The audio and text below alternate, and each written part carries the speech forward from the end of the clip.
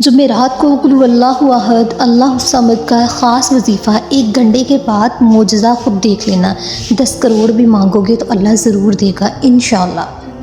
بسم اللہ الرحمن الرحیم۔ محترم ناظرین، جمعرات والے دن کا بڑا ہی کمال کا وظیفہ، ایسا وظیفہ کہ منٹوں میں سیکنڈوں میں آپ کی جو بھی حاجت ہو مراد ہو وہ پوری ہو جائے گی۔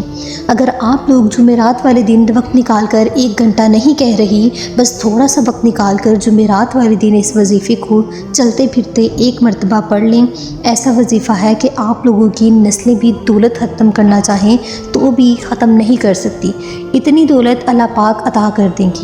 آپ لوگ آج اگر در در کی ٹھوکریں کھا رہے ہوں، یہ وظیفہ پڑھ کے منٹوں میں اپنے حالات کو بدل لینا۔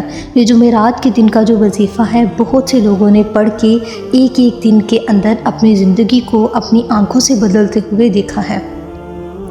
آپ لوگ دنیا کے جس کونے میں موجود ہوں، یہ ویڈیو دیکھ رہے ہوں، یہ ویڈیو آپ لوگ مکمل دیکھ لینا۔ اس ویڈیو میں جو وظیفہ آپ لوگوں کو بتایا، اپنی زندگی میں صرف 1 مرتبہ چلتے پھرتے جمعرات والے دن یہ وظیفہ پڑھ کے دیکھ لینا۔ انشاءاللہ آپ لوگ دیکھیں گے کیسے آپ کی غیبی مدد ہوتی ہے، کیسے آپ کے گھر میں، کاروبار میں، زندگی میں پیسہ آنا شروع ہوتا ہے۔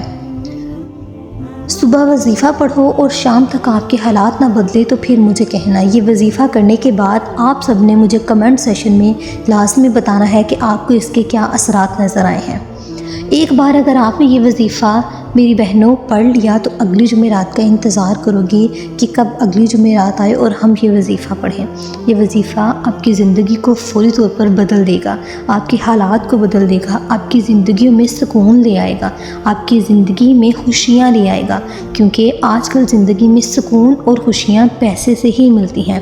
آپ پیسے سے خوشی تو نہیں خرید سکتے، لیکن ایسی چیزیں حاصل کر سکتے ہیں جو آپ کی زندگی میں خوشیاں لا سکتی ہیں۔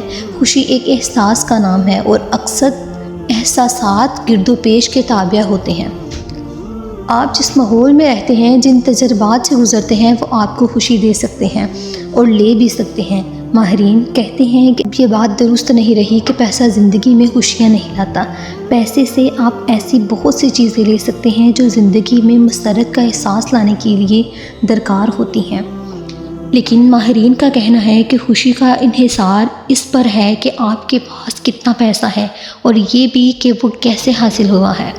محنت سے کمایا ہوا 100 روپیہ بھی جب ہتھیلی پر آتا ہے تو وہ خوشی کا احساس جگاتا ہے، اور ناجائز ذرائع سے حاصل کیا جانے والا قارون کا خزانہ بھی سوائے خلش کے کچھ نہیں دیتا۔ نفسیات کے ماہرین کا کہنا ہے کہ خوش رہنے اور خوش خرم زندگی گزارنے کے لیے آپ کو ایک خاص حد تک پیسے کی ضرورت ہوتی ہے۔ اگر آپ کی آمدنی اس سطح سے کم ہے تو اس میں اضافہ کر کے آپ اپنے لیے مزید خوشیاں خرید سکتے ہیں، لیکن اگر آپ کی آمدنی ہی اس حد سے زیادہ ہے تو پھر اس کے بعد جیسے جیسے آمدنی بڑھتی ہے خوشی کا احساس گھٹتا جاتا ہے۔ پھر وہ مقام آ جاتا ہے جہاں پیسے سے آپ اپنے لیے خوشیاں نہیں بلکہ پریشانیاں خریدتے ہیں۔ اگر آج سے 2 صدی پیچھے مڑ کر دیکھیں تو ہمیں یہ محسوس ہوگا کہ آسائش حاصل کرنے کی دوڑ میں شامل لوگ بھی آہستہ آہستہ یہ سمجھنے لگتے ہیں کہ اس سے انہیں دلی سکون نہیں مل سکتا، اس لیے آج سبھی کو خوشی کی تلاش ہے۔ خواتین چونکہ گھر والوں کے ہر آرام کا خیال رکھتی ہیں، ان پر ذمہ داری ہے کہ وہ خوشی تلاش کرنے میں مدد کریں۔ ہر کسی کو خوشی چاہیے، مگر زیادہ تر لوگ اداس اور بیزار نظر آتے ہیں۔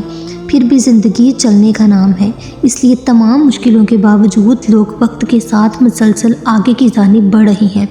صحیح معنوں میں وقت سب سے بڑا استاد ہے۔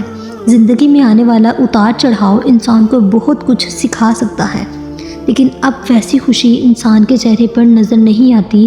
پرانے زمانے کی بات کریں تو انسان کے پاس بہت زیادہ سہولیات نہیں تھی، مگر اس کے باوجود وہ کم سے کم خوش تھے۔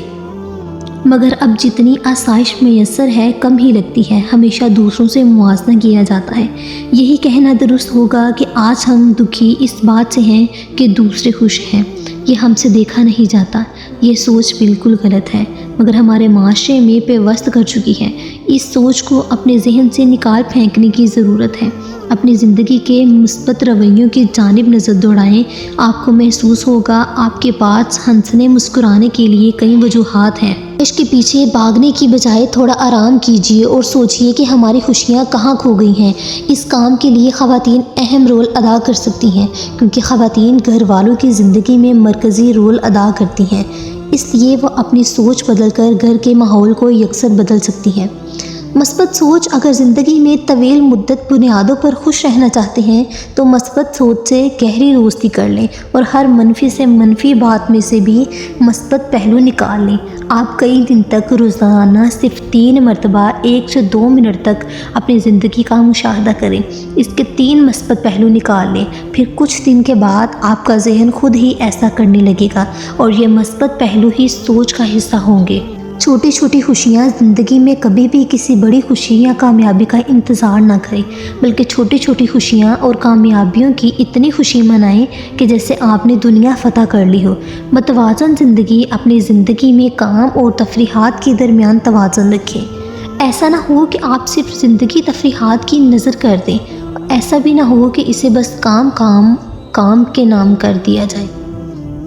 کام کے ساتھ ساتھ خود کو، فیملی کو اور دوستوں کو وقت دیں۔ کم از کم ہفتے میں پارٹی یا گھومنے پھرنے کے ایک پلان ضرور عمل درآمد کریں، کیونکہ زندگی صرف کام کرنے کا نام نہیں۔ تخلیقی سوچ: آپ کی سوچ اور مزاج میں گہرا تعلق ہوتا ہے۔ اگر آپ معاشرے کی روایتی سوچ سے ہٹ کر ایک تخلیقی سوچ رکھیں گے تو خوشی محسوس کریں گے۔ تخلیقی سوچ کی کچھ سرگرمیاں بھی آپ کا موڈ اچھا بنا سکتی ہیں، جن میں لکھنا، پینٹنگ اور موسیقی شامل ہے۔ خامیاں قبول کریں: انسان اس وقت کامیاب ہو سکتا ہے جب وہ اپنا احتساب کرتے ہوئے اپنی خامیاں قبول کرے۔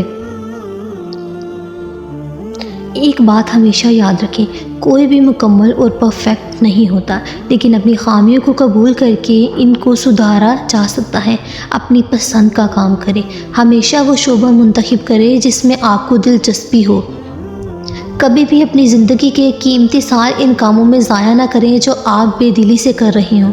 حال میں زندگی گزاریں: اگر خوش رہنا چاہتے ہیں تو تلخ سے تلخ ماضی کو بھی فراموش کر دیں۔ مستقبل کا نہیں سوچیں، کیونکہ انہیں بدلنا آپ کے ہاتھ میں نہیں، لیکن انسان کا آج اس کے ہاتھ میں ہے، اس لیے اپنے آج میں جئیں۔ لوگ جنہیں دولت کی کمی ہے، جن کے پاس پیسہ نہیں ہے، وہ ہر وقت پریشان رہتے ہیں۔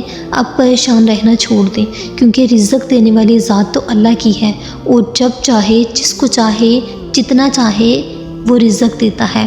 آپ اس بات کی فکر کرنا چھوڑ دیں اور اس 4 دن کی زندگی کو خوشیوں سے سمیٹ لیں۔ ایک خوشحال زندگی گزارنے کی کوشش کریں۔ اللہ تعالیٰ نے جو کچھ آپ کو دیا ہے اس کا شکر ادا کریں اور جو آپ کے پاس نہیں ہے اس کے لیے دعا کریں۔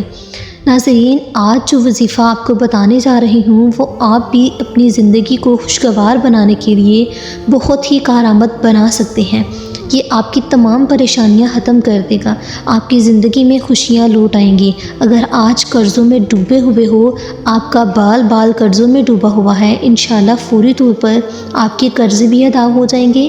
اس وظیفے کو پڑھنے والا اگر سچے دل سے، پورے یقین سے اپنی زندگی میں صرف 1 مرتبہ یہ وظیفہ پڑھ لیتا ہے، اگر اس پر 1 لاکھ کا قرضہ ہو، 10 لاکھ کا قرضہ ہو، 1 کروڑ کا قرضہ ہو، فوری طور پر اس کے قرضے ادا ہو جاتے ہیں۔ آپ لوگ اگر 1 لاکھ مانگ لو، اللہ پاک آپ کو 1 کروڑ روپیہ عطا کر دیں گے۔ آپ لوگوں کو جیسا کہ میں نے بتایا ہے، آپ لوگ چاہے پاکستان سے ہو، چاہے انڈیا سے ہو، چاہے آپ کسی بھی ملک سے ہو، دنیا کے جس ملک سے، جس گاؤں میں آپ لوگ رہتے ہیں، جہاں پر بھی ہو، جب جمعرات والے دن آپ لوگوں کے سامنے یہ ویڈیو آئے، آپ نے جمعرات والے دن چلتے پھرتے یہ وظیفہ پڑھ لینا ہے۔ 1 جمعرات کو پڑھ لو، چاہے تو آپ لوگ ہر جمعرات کو یہ وظیفہ پڑھ سکتے ہیں۔ یہ وظیفہ اتنا آسان ہے کہ چھوٹا بچہ بھی پڑھنا چاہے تو اس کو پڑھ سکتا ہے، بڑی آسانی سے یہ وظیفہ پڑھ لے گا۔ آپ لوگ کریں گے کیا کہ اس وظیفے کو پڑھنے کے لیے صرف دن کی پابندی ہے۔ جمعرات کے دن آپ کو یہ وظیفہ پڑھنا ہے، کسی قسم کی کوئی پابندی نہیں، صرف جمعرات کے دن کی پابندی ہے۔ جمعرات کو کسی بھی وقت پڑھ لیں، نہ وقت کی پابندی ہے نہ ہی جگہ کی پابندی ہے، صرف دن کی پابندی ہے۔ جمعرات والے دن آپ کو یہ وظیفہ پڑھنا شروع کر دینا ہے۔ یہ اتنا مجرب ہے کہ میں اگر اس وظیفے کے فوائد بتانے جاؤں تو ویڈیو کم پڑ جائے گی۔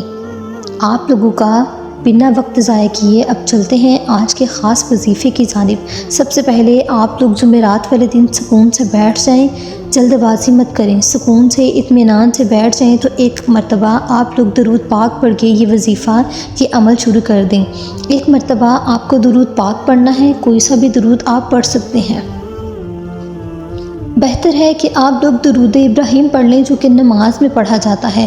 جو درود پاک پڑھنا ہو ایک مرتبہ درود پاک پڑھ کے آج کا وظیفہ شروع کر دیں۔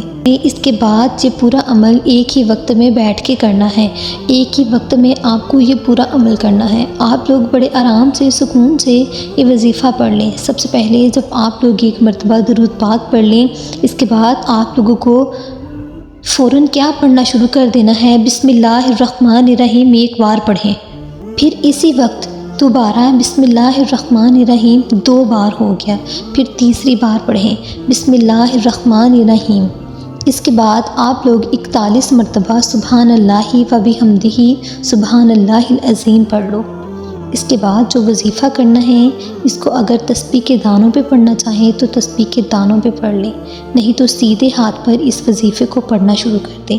یہ وظیفہ سورۃ اخلاص، قل هو اللہ احد اللہ الصمد لم یلد ولم یولد ولم یکن لہ کفوا احد 111 مرتبہ یہ وظیفہ پڑھنا ہے۔ یہ وظیفہ آپ نے اپنی زندگی میں بہت بار پڑھا ہوگا۔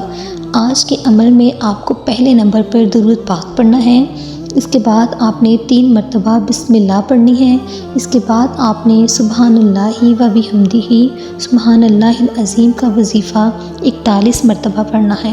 اس وظیفے کو آپ صرف 41 مرتبہ ہی پڑھیں۔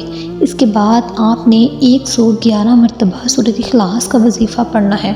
اس کے بعد آپ نے وہی درود پاک پڑھنا ہے جو شروع میں پڑھا تھا۔